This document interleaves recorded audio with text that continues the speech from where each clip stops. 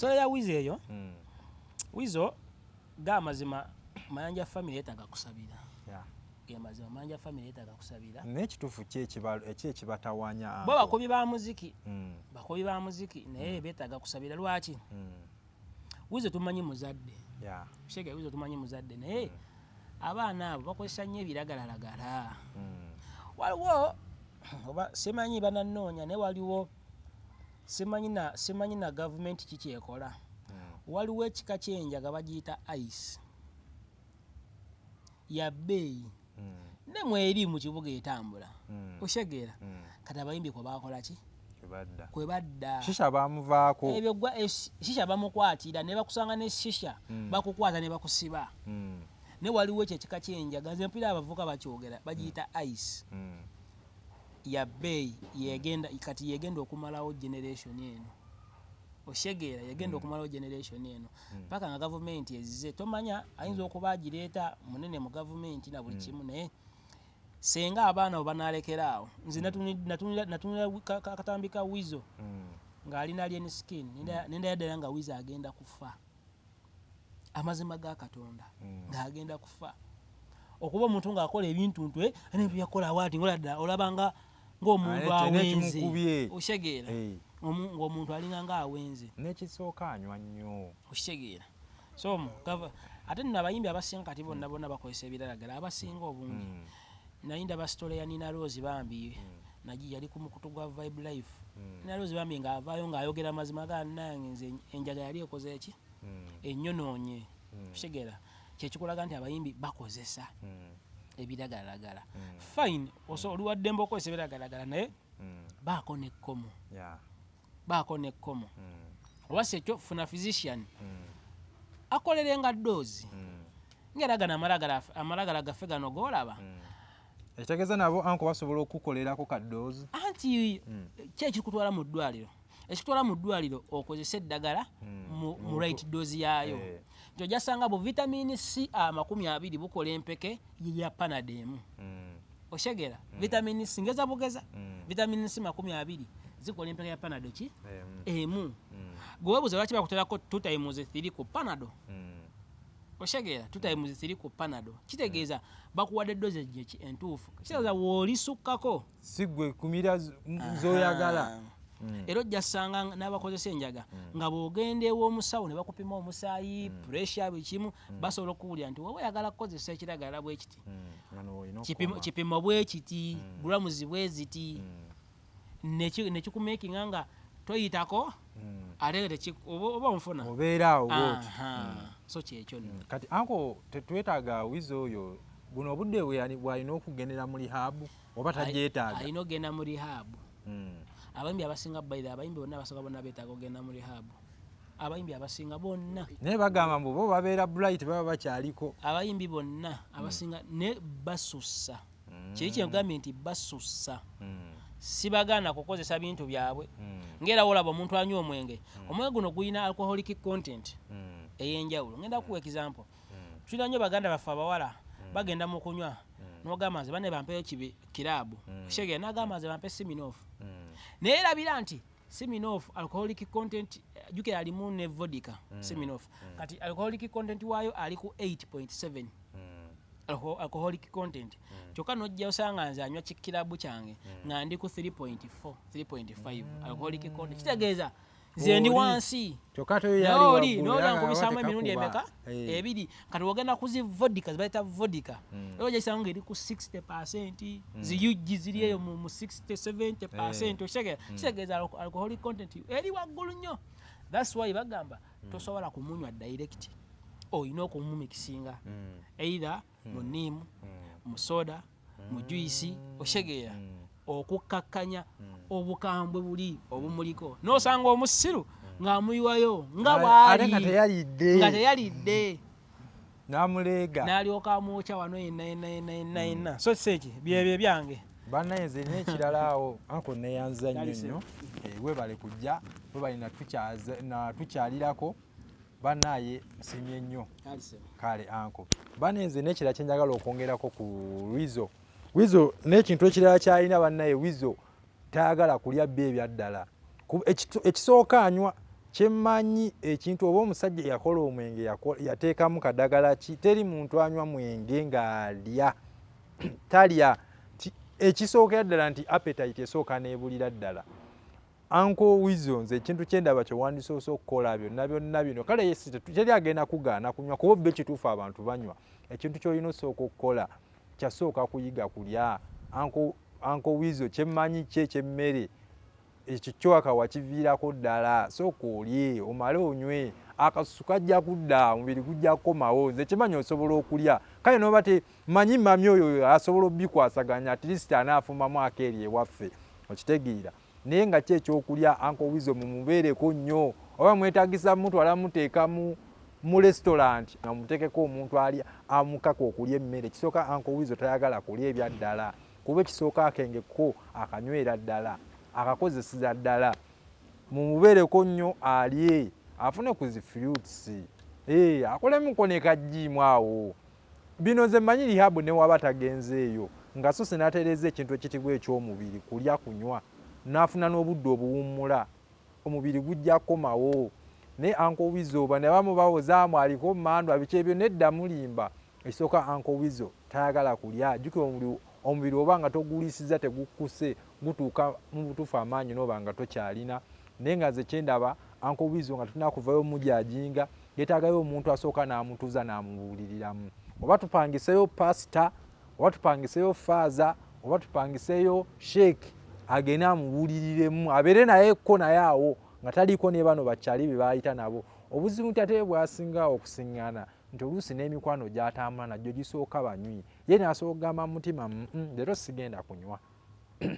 n'abeera eri awo mwana wange Palaso mwana wange Wizzo Brad ekya bbiya kiikyo kureti ne bagyeta ne bagiteeka awo omuntu agaye sijja kunywa naawe mutufu n'owoobeera gwe si gwe abeera Katonda ogamba kanjeyo akacupa kamu nkole ki nyweke enkomako ogenda okulaba omwana alesezirye ennene ng'ogattako bw'otyo kati so ndowooza twantunulidde nnyo ne Wizzo abantu batambula nabo waliwo okubanga abantu batambula nabo bonna banywi tebajja mu advice nti owaaye komaawo kati so nabo tubatunuulire nnyo n'obudde bannaye bwawummula jjukira abayimbi abo batambula so okuva ano n'agenda eggulu agenze kuyimba naye ate alina sho nga 8 noza n'ebintu bya sho byandibitunuddemu nnyo wawaagenda okulaba n'afunamu ku budde obuwummula ndowooza bannange ku nsonga ya Uncle Wizzo abasobola omubuuliriramu mumubuuliriremu abasobola okumubeererawo mumubeereremu buno obudde si bwe okuvayo okujajingiramu omuntu tumanyi kyayitamu obaalo baddeko n'omuntu gw'osinga okwagala omuntu gw'obadde okola naye n'akuvaako ebyo bibeerangawo era asibye ejja akyogera naye buno bwe budde bwe tuyina okumuyambira wabaawo omuntu asobola okuyimba nga leddio bwe yakolanga ng'asobola okuyimba naye amuyambe okitegeera bubukingzi bwe bubaayo obusho bubaayo omusajja mumuyite mumuwe ne bamu bapromota temwagala nabbomu wamooza ffe twasinga kwagala oli ennyimba muba muzikubye naye nga muyimba live bandi we muyimba live ne muyiddamu mu maloboozi ag'enjawulo aga leediyo ne Wizzo muba mukole kyekimu muleke kuteekawo okusosola naye osiŋŋaana eri gundi sirabangako wantu ng'oli ayimbye paati nnyo eya Wizzo era watuuka ayimbawo sekendi zinga 3 oba eddakiika emu ng'avaawo ng'akubawo owa leediyo naye muyimbewo oma mumujjukira nga mujjukira leediyo ne Wizzo naye mumujjukire wadde akyaliwo tuddeyo kayimba ka kamiliyoni muleke kubuuza mbu basiima ogenze ekisooka nga nammwe community bannaye Wizzo mumusosolamu ebyaddala go ge mazima amatuufu kino kyo nkyogera nammwe mukimanyi mumusosolamu oba muyise kuyimba live ogenda okubeera okwo ku TikTok oli naddamu mu ddoboozi ery'eggona erya leediyo Wizzo tabaamu waki tabaamu naye mumuteekemu so nga maliriza nze mmanyi Uncle Wizzo asobola okuba omuntu ow'amaanyi ate Uncle Wizzo okyasobola tosooka kuggwamu maanyi wuliriza nnyo obuyimba bwa Bobi Wine toggwamu maanyi naawe osobola situka tutambule buwulirize nnyo okyasobola okyali w'amaanyi okyali artist w'amaanyi bayimbi banyi nnyo b'osinga nnyo ebintu bye mwakola bo tebannaba bikola gwe lemerako bulemeza jasi funa ku byokulya nze manye ebyokulya byokka bye birakinga mu biroogo n'ebirowoozo ebimu bisale kola olaberabeko ku mupiira osambeko ku mupiira ofunyeko ne ku bantu bonyumya nabo obeerawo ne pastor wo gonyumya naye beerawo ne sheeke wo gonyumya naye oba faaza wo gonyumya naye nga tisi omuwiiki otayo olunaku lumu n'ogenda n'omulaba ne basaawa emu oba bbiri oba oluusi omukubire kasimu ebigambo byanaakugamba bijja kuzzaamu amaanyi ne bano abayimbi b'obeera ennyo nabaabo abamu tebakubuulirira nti owaaye kino kikendeeza jasibeero ne ku bantu abo weebati oba mami newabeera mami oba ddaddiwo atisiti musawa ng'omukubirawo ng'emu n'afuna ebigambo byagamba bijja kukomyawo naye nga muganda wange wizo teri atalina bizibu ffenna tubiina naye nga weebali nnyo na mutima guwalaze n'ogende wali eri gwe n'olaga nti oba mulina biifu ne muganda wange nti yaweddewo ekyo kintu nakisanyukidde nnyo abantu bangi babeera eyo n'owala na muganda we ate naye n'ayagala yeegatteko n'omwana w'omujjwa w'omwana naye n'ajja naye n'asangawo eyo biifu watulaze nti abantu musobola okuddoga oba olina obutakkanya ne muganda wange nze sibukuyinaako tusobola okuteesa webale nnyo laavu eyo gye wakoze ate naali eni kibanda maani webale kwaniriza kyali oyo n'omwaniriza n'otateekawo mbeera nti agwe genda nga nakutama n'olaga nti oli ize tomuyinaako obuzibu abantu tusobya naye tusonyiwagana okitegeera naye nga webale nnyo omutima bambi gwe wakoze aye katukwagaliza olugendo olungi lwoliko wane South Sudan wano mu Juba gy'oli bambi tukwagaliza kati Makerere ne Gundi ne Gudo ogw'oli naye kuba tumanyi ennyonyi mwana teba nnyangu naye nga tetugenda sukkawo nnyo wano bannaye ebintu bingi ebibadde mu wiiki ababadde mu bivulu mukulikireeyo ddala tulinze ng'ennaku z'omwezi 18 Fefebusiyo omusajja omutono yo oyo akuba agenda bawa kigambo ku kigambo ma freestyle wali kigambo ng'ate ayimba live ky'omugamba nti oba ayimba ku Bobby nasooka n'amutolonsa n'amuzza eno n'amuzza eri kati yimba ku Kabaka King Saha n'amujja eno n'amuzza eri watyo freestyle zigenda kuba live nze ate maani oyo manyi Fefebusi musajja w'amaanyi nnyo kyali gwe maani ogenda kubeera wali ffe tukulinze tukimanyi feffe ekintu kigenda kuba massive bannaye era tannaba kutuuka ku Jazz Bab ku Munyonyo ku Lwomukaaga luno genda obeereyo Fefebusi abayimbi bangi bagenda muwerekerako subirayo ne Kabaka King Saha ate ayina eŋŋomi etambula kimala musajja oyo Saha we tuli buladi wange tuli wuwo ate woba osobola weesimbewo nze nakigamba dda weesimbewo maani bano bakyali abamu beetaaga kukwata akaggo n'obayisaamu nga wewayogera principal musubire okuba waguno wa Fefebusi ajja kubayo kyemmanya newanaba taabeeyo Nubian ajja kubayo bakyalibe manyi Fefebusi oyo omusajja alina ligase ku bantu abo abantu bangi bayigiddeko nnyo ate sitera nnyo muwulira nnyo mu biifu ezo zibeera za raapu kati so bambi Fefebusi yo omwani sitole yo nange ndi wano nkwagala nnyo Ankoseeki yo pulezidenti w'e Masaka yo FF gwe yamaani sigenda sukkawo wano amanya n'eddoboozi Ankoseeki pulezidenti w'e Masaka City likinga commentinga subscribinga aye n'obeereya ng'oli eyo nga yagala